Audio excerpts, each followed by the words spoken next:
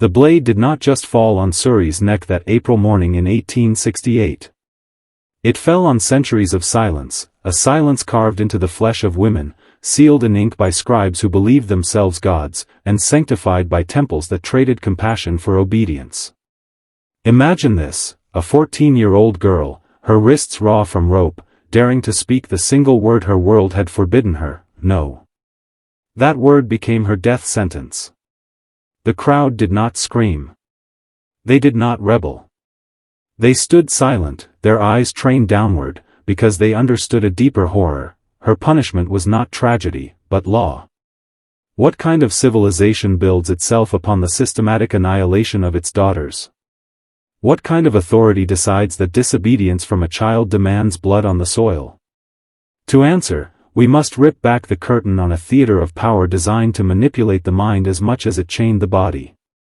Feudal Japan did not merely control women, it erased their very category of humanity. It crafted a world where resistance was inconceivable, because the idea of female willpower had been outlawed before it could even form. When the Kamakura shogunate rose in 1192, it didn't just create military rule, it forged a blueprint for psychological enslavement. With a brushstroke, women were reduced to shadows, stripped of property, voice, testimony, even breath. And with every decree, the male order deepened its grip, not through brute force alone, but by convincing an entire society that this was not cruelty, this was justice. Do you understand the brilliance of this? A girl could be executed before her first blood, a mother could be ruled by her 8-year-old son, and temples would bless it all as holy karma. It wasn't simply oppression. It was architecture, stone by stone, belief by belief, until every woman woke up knowing she was nothing more than someone's possession. And yet, here is the truth buried beneath centuries of silence: this was not unique to Japan. Every empire, every dynasty, every kingdom has engineered similar structures, designed not just to rule bodies, but to break spirits, to reshape thought itself. The suffering of women in feudal Japan was not an accident of history. It was a strategy, perfected, refined, and weaponized. You are not supposed to know this. You are not supposed to see the systems behind the stories, the designs hidden within the punishments. Because once you see, you cannot unsee. And when you cannot unsee, you begin to ask, what chains are still on us, invisible, disguised as order, morality, or progress? Rewind now, deeper into the shadows. The year is 1192. A scribe lowers his brush into black ink, and with one quiet stroke, he executes millions of futures. A woman cannot own property. Another stroke. A woman's word holds no weight against a man's testimony. The brush scratches against parchment, but make no mistake, this was not ink. This was blood, dripping in slow motion across centuries. With every law, the foundation was laid for a society where half of humanity would be written out of existence. Do you feel the precision? These laws were not clumsy chains. They were designed with surgical clarity, creating a world where women weren't simply oppressed, they were conceptually erased. A widow could not inherit her husband's farm. A mother could not buy rice without her child's permission. A wife could be killed for disobedience, and the law would call it justice. Even an emperor could not intervene. That is how deep the system ran. But here lies the genius of control: physical chains rust, but psychological ones breed across generations. Within 3 lifetimes, women who once remembered freedom had died. Their granddaughters grew up not knowing freedom had ever existed. By the 1300s, an entire population of women had been remade in the image of obedience, their suffering painted as virtue, their silence praised as holiness. The Buddhist temples, guardians of morality, did not resist. They sanctified the prison, teaching that suffering cleansed women's souls, that obedience was sacred, that rebellion was sin. Understand this: when the mind accepts the cage as holy, resistance becomes blasphemy. That was the weapon. The brilliance wasn't in the sword, it was in the sermon. The system didn't need to spill blood every day, because once belief was reshaped, women would police themselves. Mothers taught daughters submission, not out of cruelty, but out of love twisted by fear. This was generational programming, an invisible prison that made execution almost unnecessary.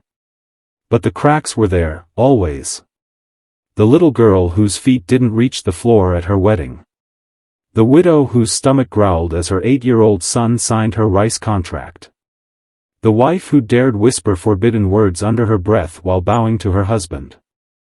These cracks whispered of a truth too dangerous to acknowledge. Even in silence, the spirit resisted. And that is why the punishments grew harsher. Because the architects of control knew, if even one woman dared to stand, if even one daughter chose death over obedience, the entire illusion could collapse. By the dawn of the 14th century, the laws had spread like fire through dry grass. Every province, every village, every temple had absorbed them until no one even questioned where they came from. That's the danger of power, it doesn't just dominate, it normalizes. By 1301, the first recorded mass wedding of children was held. 30 girls, none older than 13, dressed in ceremonial silk. Their husbands were grown men, generals, merchants, allies to power. The youngest bride's feet didn't even touch the floor as she sat for the ceremony. Her new husband was 43. The crowd didn't weep. They bowed. Because by then, obedience was a spectacle, and suffering had become tradition. But there was a problem. Some women resisted, not through rebellion, but through silence. Too many young brides ended their lives before the marriage bed could claim them. The rulers saw this as waste. Suicide was not liberation, it was lost property. So in 1302, a minister sharpened his brush and wrote a law that would end the only exit women had left.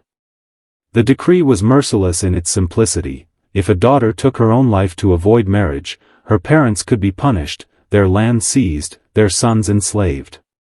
The message was clear, death was not an escape. Even in the grave, you belong to someone else. Do you see the brilliance of cruelty here? They didn't just kill the body, they killed hope itself. Women were forced to live on, trapped in lives they did not choose, because even their deaths had been turned into tools of control. The noose tightened not around the neck, but around the soul. And all the while, temples whispered sermons that suffering was holy. Imagine being told from birth that your pain was divine, that your chains were karmic justice for sins you couldn't even remember committing. This was not just law, it was alchemy. They transmuted agony into piety, making slaves thank their masters while believing they were thanking the heavens. This is where the darkness becomes most dangerous, when oppression becomes invisible because it disguises itself as destiny. When a 9-year-old bride bows to a man old enough to be her grandfather, and the world nods in approval, that is not culture, it is psychological warfare. And yet, every system of control carries within it the seeds of collapse. Because even the most obedient heart still beats. Even the most silent lips still whisper, if only to themselves. And the architects of power knew, those whispers were deadly. That is why they built punishments more savage, more public, more spectacular. Fear was the mortar that held the empire together. Picture a courtyard in Kyoto, the year 1457. A young wife, no older than 20, stands accused of dishonor. Her crime? Speaking against her husband in front of another man. No blade is raised yet. Instead, the punishment is ritualized humiliation. She is stripped to her underrobe, bound at the wrists, and paraded through the streets as neighbors watch in silence. Children point. Old men smirk. Women avert their eyes, terrified to breathe too loudly lest the spotlight shift to them. And when the procession ends, her husband has the right to strike the final blow. No magistrate intervenes. No priest protests. Because the law declared her life his property. Understand the psychological machinery here. This wasn't only about killing bodies. It was about teaching every woman in the village, every child watching, exactly what disobedience looked like. Fear became a public monument. One woman's suffering purchased the silence of 100 others. This is how systemic cruelty perpetuates itself, not by hiding, but by making itself visible, undeniable, and unforgettable. But behind the spectacle, another layer of control thrived. Temples and magistrates wove a theology of guilt. Women were told their obedience purified generations of karma. Their silence was not weakness but holiness. Their pain was not meaningless, it was divine sacrifice. Imagine growing up believing your suffering was not only required but sacred. This is not just oppression. This is programming, deeper than chains, deeper than blood. This is a prison for the mind. Yet cracks still formed. Some wives whispered to their daughters at night, "You are more than they tell you." A few brave women fled into the mountains, hiding among bandits or monks willing to defy the order. Their stories spread like wildfire, terrifying the authorities, because one rebel story could unravel centuries of obedience. And so, punishments became harsher, executions more theatrical. It wasn't law enforcement, it was myth management. The rulers understood that to control a people, you must control the stories they tell themselves. And this is where you, listening now, must pause. Because you are not hearing history. You are hearing a mirror. The system that enslaved women in feudal Japan is the same structure that has been built, rebuilt, and polished in every empire since. It's not about gender alone, it's about power, obedience, and control disguised as morality. Now I want you to do something dangerous.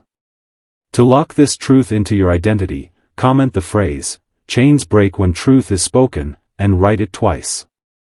Once for the women silenced in the past, and once for the chains you refuse to carry in your own life. The year is 1543. Portuguese ships arrive on Japan's shores, bringing muskets, clocks, and whispers of a wider world. But for women, nothing changes. In fact, the suffering grows sharper, because now the system has competition, and competition always makes control more brutal. The shogunate tightened its grip, reinforcing the old codes, ensuring that the introduction of foreign ideas would not unravel the obedience carefully bred over centuries. The message was clear: men might trade with the West, but women would remain trapped in the East, frozen in a time where their humanity was denied by law, faith, and family. Let me tell you of Keiko, a farmer's daughter in Osaka. At 12, she was sold as collateral for her father's debts. Not to a husband, but to a merchant who placed her in the red light districts that were beginning to thrive under official sanction. Do you see how corruption mutates? The state learned it could profit from suffering. Brothels were taxed, regulated, and justified as necessary for social order. Men were told these places preserved peace by giving them an outlet. Women were told nothing, because their voices no longer mattered. Keiko's body was currency, her childhood traded like rice, her breath converted into revenue for men who would never remember her name. This was not chaos. It was design.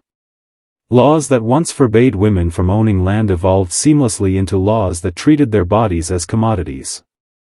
The shogunate had discovered a darker form of control: turn oppression into economy, and resistance becomes almost impossible. Because now, to fight the system was to fight commerce, wealth, stability itself. And who dares rebel against the very structure that feeds their families? But beneath the polished surface of the cities, whispers grew. Travelers from Europe carried stories of women in distant lands who owned businesses, who wrote books, who even ruled thrones. These stories slipped like contraband through Japan's tightly woven nets of censorship. And though most women never heard them, a few did. And those few began to dream. Dreaming was dangerous. Dreaming was rebellion. And so the punishments intensified once again. Samurai wives suspected of disobedience were confined, starved, erased from family registers as though they had never been born. Daughters who resisted marriage contracts were executed in public squares. The state did not just kill, it made examples. Every act of resistance was transformed into theater, a performance to remind the population that the law was eternal, and obedience the only path to survival. But here's the secret no government dares admit: no system of control is eternal. Every empire carries within itself the seeds of collapse. And every whispered dream is a spark waiting to burn the structure down. By the 17th century, the Tokugawa shogunate ruled Japan with an iron fist disguised as harmony. To the outside world, the nation appeared stable, refined, orderly. But beneath the silence, the suffering of women had reached its most perfected form. The codes were so deeply woven into culture that most men never questioned them, and most women never dared imagine a world beyond them. This is the most dangerous stage of oppression, not when people resist, but when they accept. Picture a daughter in Edo, barely 10 years old. Her family signs a marriage contract she cannot read. She bows, obedient, because she has been taught that hesitation is sin. That night, she listens as monks chant that her suffering will cleanse the karma of her bloodline. She believes them. She accepts her cage as divine. That is when the system is strongest, not when it rules bodies, but when it conquers belief itself. But cracks were forming. The rigid hierarchy demanded obedience from everyone, not just women. Farmers to samurai. Samurai to daimyo. Daimyo to shogun. It was a pyramid of submission, and women sat crushed at the bottom. The system demanded their silence, but silence breeds secrets, and secrets rot the foundations of any empire. Consider this: why were punishments so theatrical, so public, so merciless? Because the rulers feared something they would never say aloud, that if even one woman's rebellion was left unchecked, it could ignite rebellion everywhere. One spark, one example, one story could unravel the entire illusion. This is why execution became theater, why humiliation became ritual. It wasn't about justice. It was about narrative control. And here is the truth they buried: no chain holds forever. Every generation, a few women whispered forbidden words to their daughters: you are not property. You are not cursed. You are not less. These whispers became invisible rebellions, carried across kitchens, riverbanks, temples. They never made it into official records, but they were there, breathing in the silence. That is why the authorities doubled down, because they knew belief was fragile, and their power survived only as long as the illusion remained intact. You listening now must see the pattern. It was never just about women. It was about designing a society where obedience replaced thought, where silence replaced will, where suffering replaced identity. The system wanted not just submission, but transformation, the remaking of human beings into something less than human. And now we stand at the precipice of the final revelation. Because in 1868, as Japan opened to the world, the old laws faced collapse. But collapse does not mean freedom. It often means transformation into something more subtle, more insidious. The year is 1868. Black ships sit in Tokyo Bay, telegraph wires snake across the land, and the old feudal order trembles. The world believes Japan is modernizing, opening, stepping into the future. But for women, the illusion of progress is another mask, another trick of power. The blade still falls on Suri, the 14-year-old who dared to say no to her father's contract. Her death is not barbarism, they say, it is tradition. Her silence, they say, is order. Even in the final days of the shogunate, obedience is carved into the soil with blood. Here is the revelation they never wanted you to see: when one system collapses, another rises, but the architecture remains. The property laws become marriage laws, the marriage laws become morality codes, the morality codes become economic exploitation. Women are rebranded as modern wives, dutiful mothers, symbols of the nation. The language shifts, the costumes change, but the control remains. Chains evolve, they become invisible, polished, even celebrated. And the suffering continues, hidden beneath the applause of progress. This is the genius of corruption. It never ends. It only transforms. Institutions cloak themselves in morality, temples sanctify obedience, governments weaponize law, and families enforce it all in the name of honor. What began in 1192 as brushstrokes on parchment became centuries of blood, silence, and erasure. And yet, even now, the structure echoes across the world, not only in Japan's past, but in every system that thrives on obedience disguised as virtue. But listen carefully, because this is where the descent becomes transformation. The truth is not meant to paralyze you. It is meant to awaken you. You were never supposed to hear this history, never supposed to see the design behind the suffering. Because once you see, you cannot unsee. And once you cannot unsee, the chains begin to rattle. That is why you are here. That is why you are listening. So I ask you now, what do you carry that was never yours to bear?